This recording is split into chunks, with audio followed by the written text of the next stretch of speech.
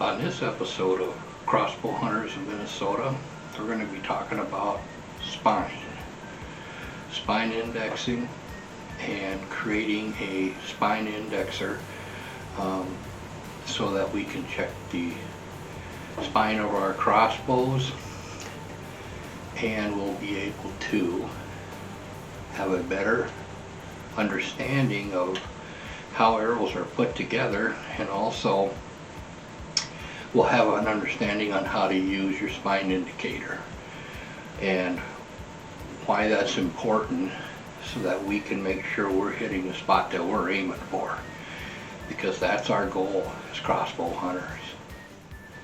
So we'll go through first how I put this together, the materials that I used, and show you how I put it together as far as the bearings and what kind of weight we're using on the indicator here, and just basically how to set it up, and then we'll go through on how to use it. So I went out to the shop and I cut these. This here will be the piece that the dial indicator will go on. So that will set up here like this. And then these two pieces here are the pieces that I cut that will hold the bearings on the end for the arrow to sit in. And then I cut this piece to length. Okay. Notice my stickers on there too. Yeah, we got some new stickers for G40 ground flea, and then of course our Crossbow Hunters of Minnesota is on there. So the next thing we're going to do is we're going to assemble these end blocks here, and we're going to use the L brackets, these larger L brackets that we bought to do that. So I'm going to go away from the camera. I'm going to put those L brackets on the ends, and then I'll come back and show it to you. I did this first. I put the bearings onto the end pieces first, and I just used a washer with a wood screw and just got them below the surface, so that when this is standing up like this, you will be able to put the arrow on here to turn it. So I made one for each end. So we got our two ends, and these will go on like that with those L brackets. Okay. Alright, so that's the next thing we're going to do, is mount these to the base.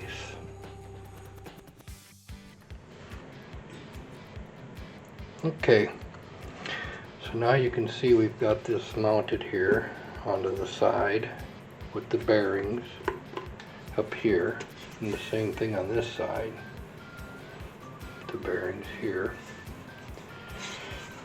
Making sure that you're square on both sides, and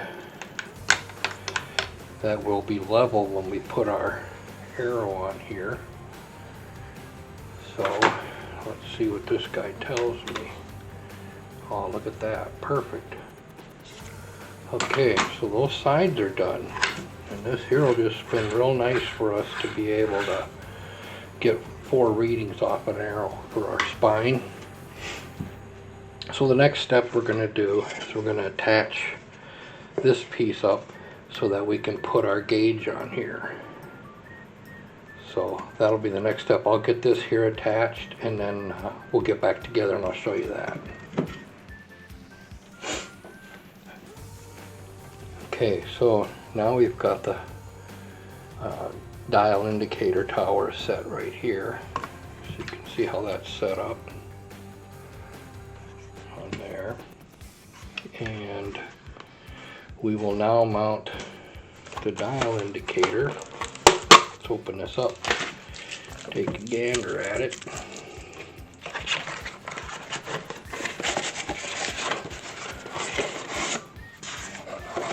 Okay, here's our dial indicator, 1 inch, and that's going to mount right back here. Okay, we're back again, and you can see now I've got the dial indicator mounted onto the tower.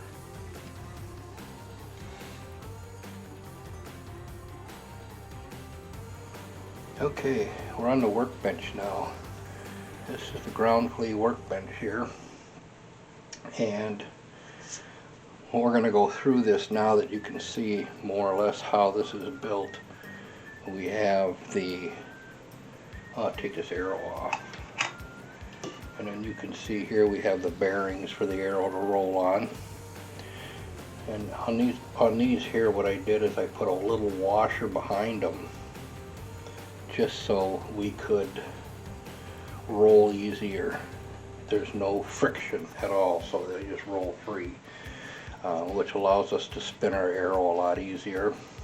Of course, we use the L brackets like I showed you in the build series, and here we have our 1-inch indicator dial. So what we're going to do is we're going to take our arrow shaft, grab another one here. I think I'm going to get one that's here's one here. This is a, what do we got? Killer Instinct Hyper, and I'm going to put that on here. We lift up our dial, set that right here, and now we want to zero this. So the way that we're going to do that, it's pretty easy really. What we're going to do is we're going to take this here, loosen it, and with it in place like this, it's ready to go. We're going to take and turn this dial till we hit our 0. Okay, and I like to just tap it a little bit. Okay, and then we retighten that, and we're at 0. So that's how we zero that. Then the next thing we're going to do is we're going to add our weight, and here we have the 2-pound weight, and I like to set that as close to the center as possible. Okay, now right now we're not worried about reading our spine, we're just worried about finding the high and low spots on our arrow here. And carbon arrows are woven, so it twists, the spine does. So it's nice if you could take them in different areas, I guess, but I found that just by measuring them in the center here, it pretty much tells us where that high and low spot is. So in order to get that high and low spot, what I'm going to do is I'm going to turn this arrow and watch my indicator to see when it goes higher and when it goes lower, and then I'll find a sweet spot in there. I'm going to zoom in on that a little bit and give you a closer look at how that works. So we're going to go in right here pretty tight, and I'm going to start to turn this, and there you can see that it just dropped, and now it's going back up. Drop way low there, below 6 or above. I mean, we got higher. Here's, and then that looks like a pretty low spot, 59.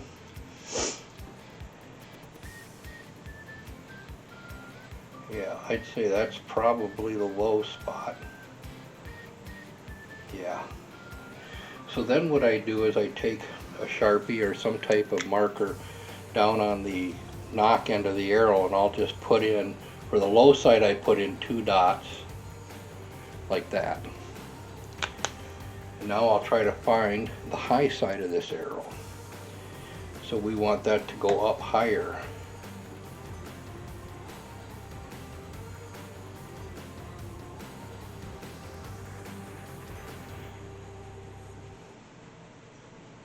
I don't want that rubbing against there though.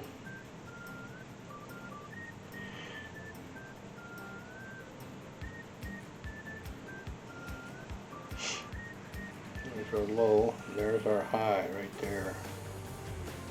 61. So 61 is our high, and on our high side I would put a single dot.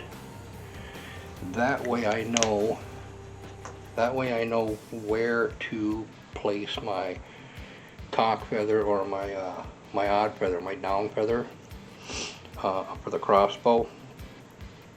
And that allows me to be able to know that each arrow that I fletch is fletched the same, so it sits in your crossbow the same, it fires out the same, it flies the same, and it gives us that beautiful bullseye that we're looking for. And it's also, you know, it's just a good way to be sure you're shooting an arrow that is best built for that crossbow. Okay. Now in the upcoming episodes, we're going to take arrows. We're going to defletch them. We're going to take off the wrap. We're going to put on our own, and then we're going to fletch our own arrows too. We're going to learn about inserts, insert weights, and also different types of nocks, whether it be lighted or a standard nock such as the one on this one right here, a half moon that I shoot. So you guys stay tuned for those episodes and check them out on Crossbow Hunters of Minnesota. And another episode coming up here real soon is going to be on my crossbow and my hunting partner, the ground fleet. So we will introduce you to him and show you some insight on that. But until next time, always remember, aim true and hunt free.